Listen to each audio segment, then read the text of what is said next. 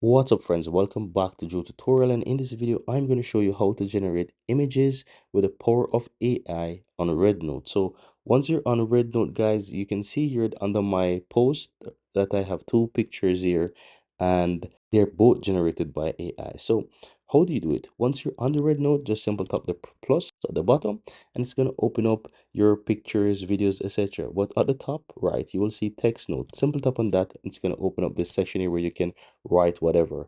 So let's say I would like to write something about the sunny day or something like that. I'm gonna simply go ahead and type that in, right? And once you type that in, simple tap on close, and at the bottom you will see generate. So you tap on generate, and this is going to quickly generate lots of images for you that you can post. So you can simply go ahead and scroll through to see if you find something that you really like, and the more you scroll across, it's going to generate more and more and more ideas for you. It's almost unlimited guys, the amount of ideas it will generate for you. So if you do that, you will see it continue to generate to the right hand side until you find something that you really like.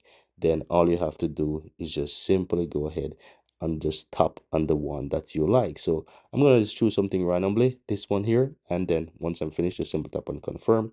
Then you can finish, type out whatever you want, give it a title, give it a description, make it public, do whatever you want, mention whosoever you want here, and then simple tap and post. And what's gonna do, it's gonna upload.